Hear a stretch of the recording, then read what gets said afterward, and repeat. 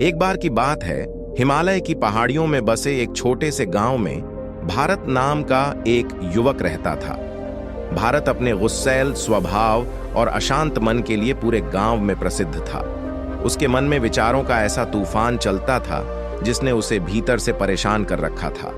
शांति तो जैसे उसकी जिंदगी से गायब हो गई थी। उसका अशांत मन और गुस्सैल स्वभाव उसके परिवार और गांव वालों से संबंध खराब कर चुका था। यही कारण था कि वह खुद को और भी अधिक अकेला और अपमानित महसूस करता था। मानसिक तनाव ने उसकी जिंदगी को पूरी तरह से अपनी गिरफ्त में ले लिया था। एक दिन भारत अपने गांव के बाहर की गलियों में टहल रहा था।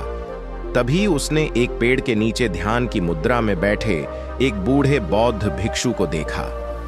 भिक्षु के चेहरे पर ऐसी शांति थी जो भारत ने पहले कभी नहीं देखी थी। उस असीम शांति ने भारत को उनकी ओर आकर्षित किया। जब भारत भिक्षु के पास पहुंचा तो उसने महसूस किया कि उनके आसपास एक सकारात्मक ऊर्जा का प्रभाव है। यह देखकर भारत को लगा कि भिक्षु के भीतर कोई विशेष रहस्य छिपा है।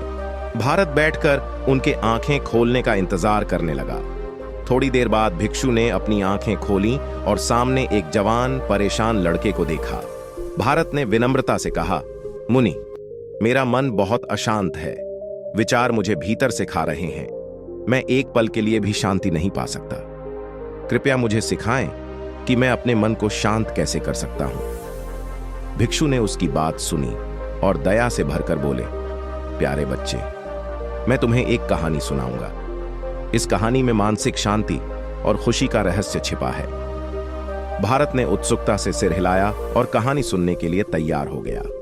कहानी की शुरुआत भिक्षु ने कहा, बहुत समय पहले एक नगर में शक्ति नाम का एक व्यक्ति रहता था।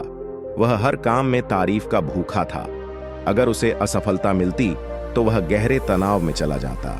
उसे लगता था कि सफलता और भौतिक संपत्ति ही उसे खुशी देगी, लेकिन जितना वह इन चीजों के पीछे भागता उतना ही अधिक परेशान रहता। एक दिन शक्ति का सामना महाकौशल नाम के एक प्रसिद्ध बौद्ध भिक्षु से हुआ।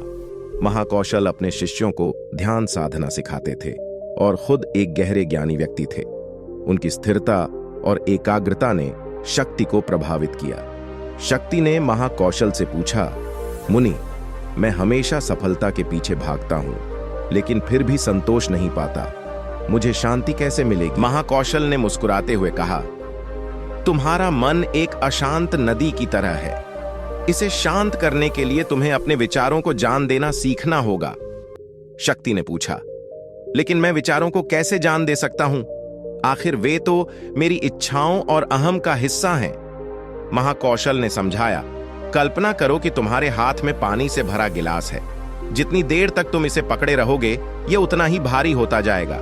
अगर तुम इसे लंबे समय तक पकड़े रहोगे तो तुम्हारे हाथ में दर्द भी होने लगेगा, लेकिन जैसे ही तुम इसे छोड़ दोगे तुम्हारा बोझ खत्म हो जाएगा। शक्ति ने यह बात समझी।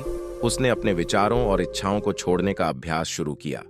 वह बिना किसी पूर्वाग्रह के विचारों को आता और जाता देखने लगा। धीरे धीरे उसने महसूस किया कि उसकी इच्छाएं और लगाव ही उसके दुखों का कारण है। जैसे जैसे शक्ति ध्यान में गहराई तक उतरता गया, उसने पाया कि वर्तमान में रहना ही आंतरिक शांति का एकमात्र उपाय है।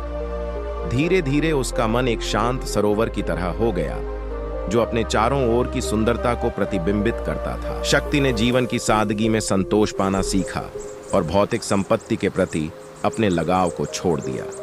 अब वह दूसरों के लिए शांति और ज्ञान का मार्गदर्शक बन गया। कहानी का अंत। भिक्षु ने भारत से कहा, प्यारे बच्चे, यदि तुम भी अपने विचारों और इच्छाओं को पकड़ना छोड़ दोगे और वर्तमान में रहना सीखोगे तो तुम्हारा मन भी शांत हो जाएगा। भारत ने भिक्षु की बातों को मन से ग्रहण किया और अभ्यास शुरू कर दिया। धीरे धीरे उसने भी शांति और संतोष का अनुभव किया, जो हर दिन 1.5 लाख घंटे सुनी जाती है और हर महीने 42 घंटे का नया कंटेंट भी अपलोड किया जाता है। इसका यूजर इंटरफेस और फीचर्स भी काफी उपयोगी हैं।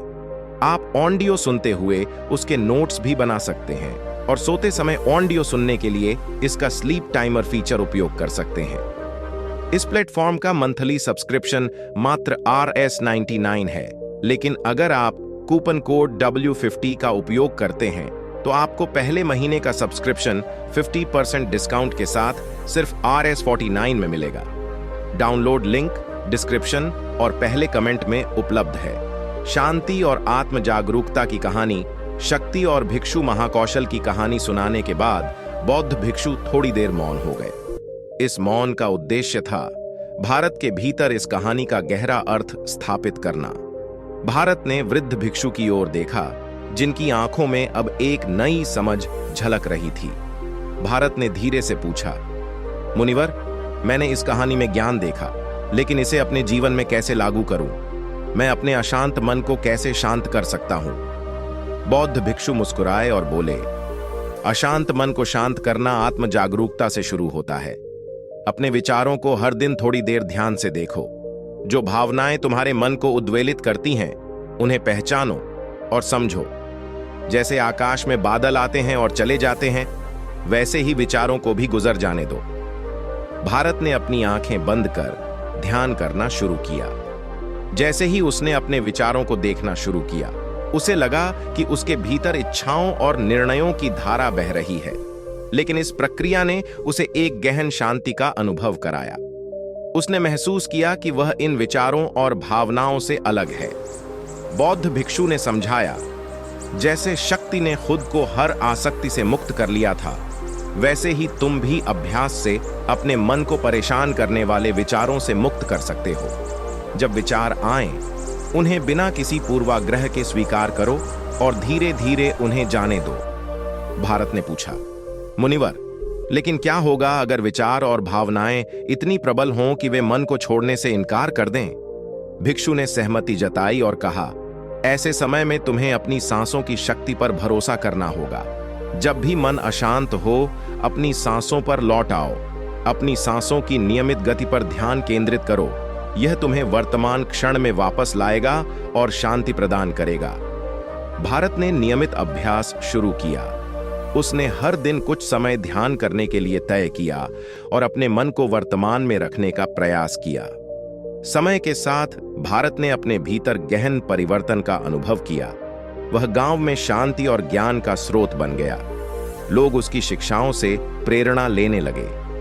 इस कहानी का मुख्य संदेश यह है कि मन की शांति आत्म जागरूकता और नियमित अभ्यास से प्राप्त होती है। हमें अपनी भावनाओं और विचारों को स्वीकारना और उन्हें जाने देना सीखना चाहिए। वर्तमान क्षण में जीने से जीवन में आनंद और संतोष आता है।